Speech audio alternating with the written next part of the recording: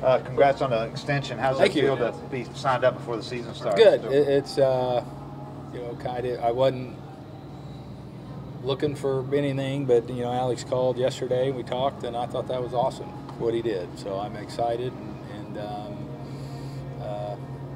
it's a good feeling. Good to know that all your guys are coming back too. Yeah, I thought it was a great doing that too. I mean, Alex does things the right way. I mean, it's those guys in there were really excited, and and it's good. I think it's good that the players in there know that staff's going to be around for a couple of years, and what they have invested in this organization and those players is a lot and pretty special, and it's a great group. So I'm really happy that all of them chose to come back, and just we all stay together. I think we work really good as a staff and a unit, and like I say, I think it's good for the players to know that this group's going to be around for a couple of years. How important do you think that continuity is, where you're not having moving pieces? Well, I think it's very important. I think it's good. It's good for like I say, I think it's good for the players to know that because there's not a guy in there that I think doesn't think the world of all that coaching staff in there. So. I think it's real important. Like I say, the continuity of that. It's just the same thing as the continuity of a team and things. So I think that speaks volumes to what we're trying to do here, and I think it's good. It's good for the players, good for the staff. Does it make a difference to get this done before the season? Yeah. No, it's nice. Then you don't have to worry about it because it is something that kind of you're human. It kind of it doesn't weigh on you, but you think about it periodically, and now we're full steam ahead and getting ready for the 2020 season, and that's behind everybody. So it's the total focus can be, and the total mindset can be on going out and winning the division again. Even with all the success you've had recently, and for as long as you've been around here, I think it's 44 years, you're still having those thoughts in the offseason. It's still kind of weighing on you a little bit that. You're talking about getting this done before the season. How it's not weighing on you. No. I mean, I'm glad we did, because to say it's better. I mean, more so not having it weighing on you during the season. So just kind of the wonder, things like that. I think it's good that we got it done now, and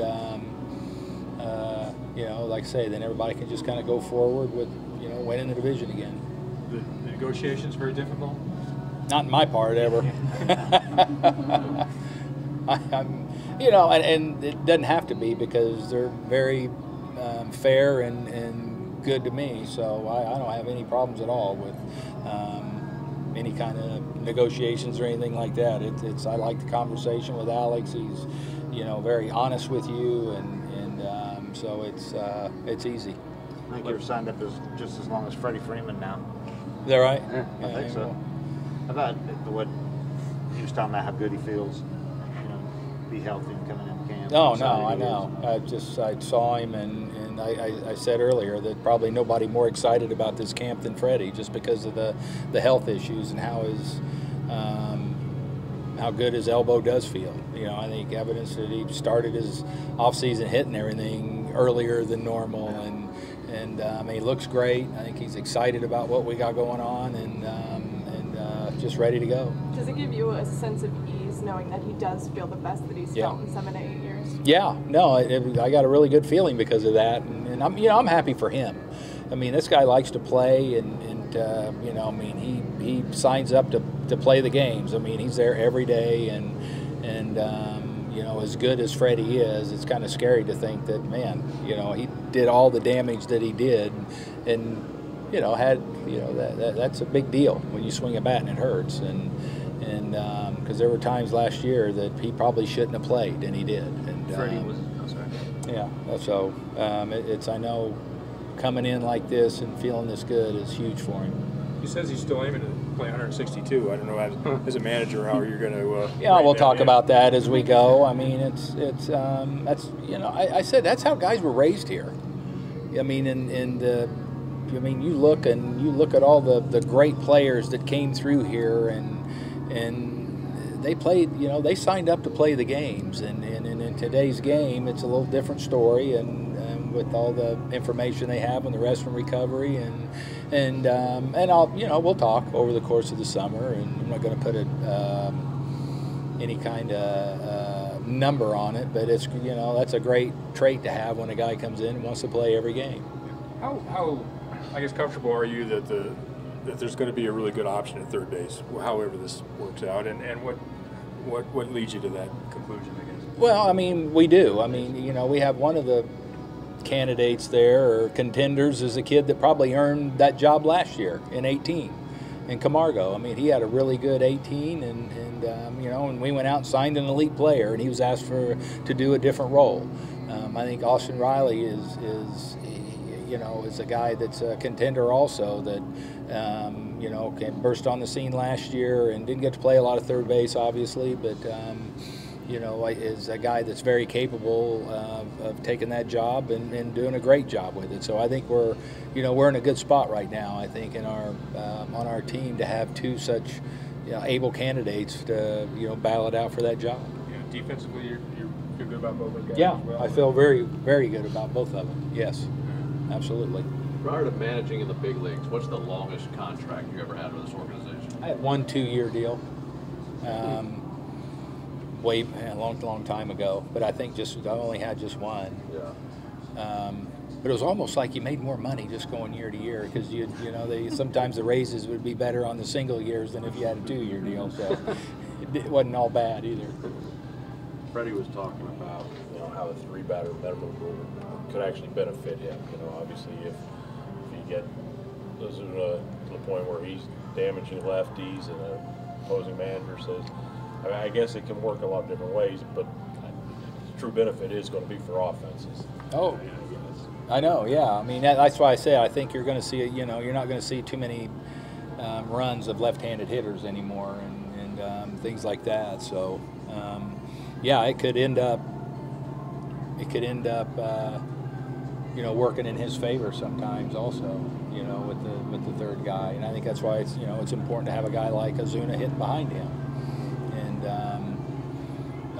You know, if they want to bring a left-hander, you know, because I don't worry about Freddie off lefties, that's for sure. I mean, this guy's that's never been an issue. But you know, it'll be interesting to see how it works out. Do you ever see your game getting into this load management thing like the NBA does, where, you know, more and more taking guys taking back-to-back days off? Like, obviously, it's a different sport, but yeah, the future of the game. Yeah, well, there's a lot more information out there on the rest, recovery, and all that kind of thing. I think it's how guys are trained and how they're raised. Some organizations have different philosophies. I'm kind of different in the fact that, you know, even when I was in the minor leagues, I mean, you know, we raised our guys to play, and you know, you gave days off, and I think, you know, in today's game and everything, with a lot of the outer things that they're having to deal with and all, you know, a day off is good probably as much mentally as it is physically for them. How will this new facility, you've got a lot of different things in terms of conditioning, that kind of stuff, would help you specifically when you have full squad workouts? Is there anything new here that, you know, allows you to do a little bit more? Yeah, well, you know, we're not going to be so challenged as far as getting fields, and we weren't that much. I mean, we had the priority even when we were in Disney. I mean, we had all the fields at our disposal. You tried to work within, you know, the helping the minor leagues out. Just didn't, you know, kind of try and gig them either. We tried to work alongside each other, and but this is, you know, everything is just so close to. You know, if we go to other fields and all, it's right outside the club. We have both our Major League diamonds right at the end of the athletic field. So, and the batting cage isn't that far from all those, the 10-pack. I think just the proximity of all the closes and the working areas that we're going to need to the clubhouse and where those guys are stationed is going to be, you know, that's going to help a lot. And, you know, they got such a good feel inside, just in the training facility and the workout room and everything, and what all we have there is phenomenal, and just everything it kind of adds to the bounce in all the guys' steps. I think when they come in, they're not walking all over each other, and there's enough room. You know, we got a huge camp, but you don't really notice it that much because there's so much room in there, and I think that's a big deal too. What do you need to see from Charlie that shows you he hasn't lost the confidence or the. And you know what? We're gonna do the same thing probably with Charlie as we have, and and move him around the diamond and see, and there's going to be competition for our bench. We're not, we have a lot. We brought in some guys that have been very productive bench players, and as Charlie has. I mean, he's been a huge in what we've done, and so we just want him to get him out there and give him every opportunity we can to make this club. But Nick, when you talked to him when your son is doing that, how did he handle? Well, I did. It was. I think Nick's always been a guy that he realizes where he's at and the situation. And I know Alex had a conversation with him when he signed him before he read that he had signed him, and I really haven't had a chance to talk to him yet about the whole situation. I will at some point in camp because I don't know. I'll be honest with you. I don't know because originally we had talked to him about a platoon situation when he had signed, and I think he realizes where he's at in his career, and he's probably not going to be an everyday player anymore. So, is he capable? Absolutely. There's no doubt in my mind. I look at him, and I don't know that guy ever ages. And but the situations have changed, and that's what we're going to use spring training to decide how we're going to go. How we're going to work that whole situation out. Because a lot of things can happen between now and the end of March. You don't have a vision in your head about where you might fit or how. Yeah, I have a vision in my head. Yeah. I've thought if everything stays equal, how are we going to go about it? And I'm still not 100% sure what direction we'll go in till things play out and we're just here and playing games. Yeah. But I'm going to get everybody ready. Everybody's going to be in shape to play, and then we'll just kind of see as we go along and we get closer to the season what we're going to do. Did everybody report today that you expected to report? Yeah. I mean, I didn't do a head count or whatever, but I think there's only a couple of guys maybe that. I mean, they don't. Today was a reporting date. I'm not going to worry about them until tomorrow. Pache coming? I'm sorry? Was Pache held up at all, or? Not that I'm aware of. I didn't say much. Yeah, I didn't see him running around. And usually the young Latin guys they're here on time. I don't know, because of the visa issue and a lot of them just because where they're going to stay. Yeah. So, but no, I haven't heard that he's delayed at all. He looked 5 years younger. I know. I told him I was glad I saw him then. If I'd have saw him out on the street or something like that, I probably wouldn't have recognized him.